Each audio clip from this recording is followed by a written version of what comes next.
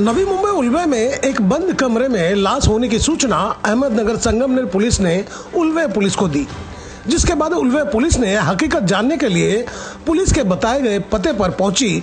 तब देखा कि फ्लैट के दरवाजे पर ताला लगा हुआ है। फिर उस दरवाजे के तालों को तोड़ा गया। तब उल्वे पुलिस के हालात खराब हो गए, क्योंकि कमरे में बदबू फैली हुई थी। बामुश्किल नाक पर कपड़े लपेटकर जब कमरे में दाखिल हुए, तब एक चादर में लपेटे हुए एक बॉडी मिली, जिसकी वजह से कमरे में बदबू फैलती जा रही थी। बॉडी का पंचनामा कर उसे पोस्टमार्टम के लिए अस्पताल रवाना कर दिया गया। उल्वे पुलिस ने संगमनेर पुलिस को सूचना दिए और कहा कि जो जानकारी दी गई है वह सच है। उसके बाद 2 आरोपियों को नासिक से नवी मुंबई उल्वे लाया गया, जिससे पूछताछ की गई। तब पुलिस को जो कहानी ज्ञात हुई, उससे यह साफ हो गया कि हत्या की वजह क्या थी। अंत तक बने रहें ताकि आपको ज्ञात हो सके कि एक व्यक्ति कैसे हवस की बेदी पर कुर्बान हो गया। नवी मुंबई उल्वे पुलिस के हिरासत में एक युवक और युवती आप फंसे हैं, जिन्होंने एक टैक्सी चालक को मौत के घाट उतार दिया और नवी मुंबई से भागकर संगमनेर पहुंच गए, जहां एक युवक का घर था। लेकिन जब वो घर पहुंचा और अपने परिजनों को हत्या की हकीकत बताए, तब युवक के पिता ने अपने आप को पुलिस के सामने आत्मसमर्पण करने को कहा।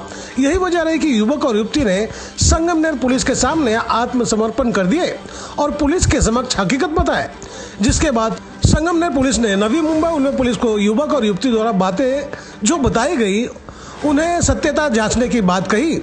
इस कहानी की शुरुआत तब हुई जब 19 वर्षीय युवती एक टैक्सी में बैठकर कहीं जा रही थी, जिसे मृतक सुरेंद्र पांडे चला रहा था। तब लड़की ने दर्दनाक कहानी सुनाई, जिसके बाद सुरेंद्र पांडे ने युवती को अपना सेल नंबर दिया और कहा कभी कोई परेशानी हो तो मुझसे संपर्क करे।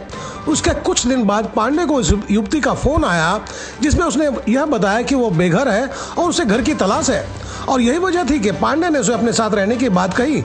जिसके बाद वह युवती पांडे के घर उल्वे में रहने लगी। अक्सर यह देखा जाता है कि कोई अकेली युवती किसी अकेले व्यक्ति के साथ रहे, तब उसका नतीजा क्या हो सकता है, यह सहज अंदाजा लगाया जा सकता है। यह मामला काफी उलझा हुआ था। यही वजह रही कि मैं हकीकत जानने उल्वे पुलिस थाने पहुंच गया, जहां जांच की जिम्मेदारी अश्विनी पाटिल पुलिस अधिकारी को दी गई थी।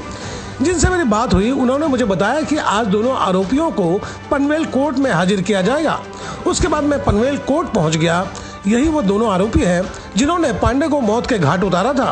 पर सवाल उठता है कि ये दोनों क्रिमिनल नहीं थे, पर ऐसे क्या हालात पैदा हो गए कि एक व्यक्ति को रास्ते से हटाने के सिवा उनके पास दूसरा कोई चारा नहीं बचा। तब हमें जो जानकारी हाथ लगी वह यह थी कि पांडे ने पकड़े गए आरोपी का एक अतरंग फोटो निकाल लिया था, जिसकी वजह से लड़की को ब्लैकमेल कर रहा था। और यह बात पकड़ी गई युवती ने अपने प्रेमी को बता दिए। प्रेमी ने पांडे से मिन्नतें की, पर पांडे के हाथ मानो कोई जादुई चिराग लग गया था और वह मानने को तैयार नहीं था। और बात इतनी आगे बढ़ गई कि दोनों प्रेमी प्रेमिका ने मिलकर पांडे को निपटा दिए और चादर से उसकी बॉडी लपेटकर पांडे की टूरिस्ट टैक्सी लेकर संगमनेर पहुंच गए। इस हत्या की हकीकत लगभग मेरे हाथ लग चुकी थी। जब इसी विषय पर पुलिस अधिकारी से बात की, तब ज्ञात हुआ कि पुलिस विभाग के आला अधिकारी इसी विषय पर पत्रकार को जानकारी देंगे। सुने आला अधिकारी ने पत्रकारों को क्या बताया। सुरेंद्र पांडे और पवन पांडे, ये 2 लोग उल्वा पुलिस स्टेशन आए और उन्होंने कंप्लेन दी कि उनका जो भाई है संजय पांडे, वो मिसिंग है, आउट ऑफ कांटेक्ट है, वो फोन नहीं उठाता है।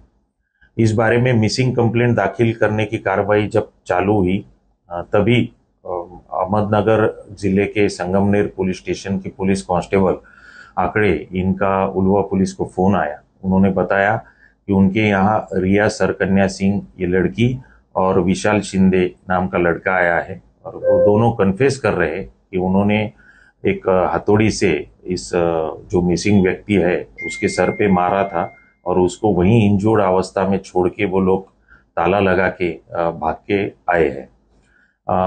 उन्होंने ये जो कन्फेशन किया संगमनेर पुलिस के पास, उसके बारे में वेरीफाई करने के लिए सीनियर पीआई रजाने और उनकी टीम स्पॉट पे पहुंची, तो वहां देखा ये जो मिसिंग व्यक्ति है उसकी डिकम्पोज्ड अवस्था में बॉडी पड़ी हुई थी और उसके घर को बाहर से ताला लगाया गया था। तो इस सिलसिले में उल्वा पुलिस ने मर्डर का गुना दाखिल किया है। ये दोनों आरोपियों को गिरफ्तार किया गया है और कोर्ट ने उनको 15 तारीख तक पुलिस कस्टडी रिमांड सुनाई है। इसका इन्वेस्टिगेशन सीनियर पीआई रजानी कर रहे हैं। वहीं उनका कहना था कि उनके पिता के कहने के बाद आरोपी युवक पुलिस थाने पहुंचा था। हाँ, ये जानकारी ये मतलब आरोपियों ने बताया कि वो जो मयत व्यक्ति है उसकी गाड़ी ये लेके गए थे और फिर वो आखिर में संगमनेर गए। वहां जब विशाल शिंदे ने उसके पेरेंट्स को बताया तो उन्होंने उसको सजेशन दिया कि आप तुरंत ये बात जाके पुलिस को बताओ। उसके बाद वो पुलिस स्टेशन में आके उन्होंने कन्फेस किया। उनका पुणे में या नासिक? हाँ, वैसी जानकारी इस गाड़ी के ओनर को मिली थी, उनको कॉल आया था, तो इसके बारे में हम तफ्तीश करेंगे। अभी पुलिस कस्टडी रिमांड में है। आप देख सकते हैं यही वो दोनों आरोपी हैं जो फिलहाल पुलिस कस्टडी में हैं, जिनसे पुलिस अभी पूछताछ कर रही है। प्रेम का अंत कुछ ऐसा होगा, इन तीनों में किसी को नहीं पता था। वक्त और हालात ऐसे पैदा हो गए कि तीनों ने अपने विवेक खो दिए, जिसका अंजाम यह निकला कि एक की मौत हो गई और 2 जिंदगी बर्बाद हो गई। पकड़े गए आरोपी की उम्र महज 19 और 21 साल है, जिन्हें अब जिंदगी के वो दिन देखने पड़ेंगे जिसका उन्हें सपने में भी गुमान नहीं था। दोस्तों, हम तो यही कहना चाहेंगे, परिस्थितियां कैसी भी क्यों ना हो, अपने हौसले, अपने हिम्मत और अपने जज्बात पर नियंत्रण विवेक का रहने दे। अगर विवेक से काम नहीं लिया तो अर्थ का अनर्थ होने में देर नहीं लगेगी। तब यही कहना पड़ेगा, तब पछताए होत क्या जब चिड़िया चुग गई खेत। दोस्तों, रियल लाइफ और रियल लाइफ के फर्क को समझ ले तो जिंदगी आसान हो जाएगी। तो दोस्तों, आपको मेरी खबर बेहतर लगी हो तो लाइक करें, सब्सक्राइब करें और बेल आइकन दबा दें। अब हमें कोई सुझाव देना चाहते हो तो कमेंट बॉक्स पर लिख भेजें। तो गोपाल साह को दीजिए इजाजत, हम जल्द दूसरी खबर के साथ हाजिर होंगे।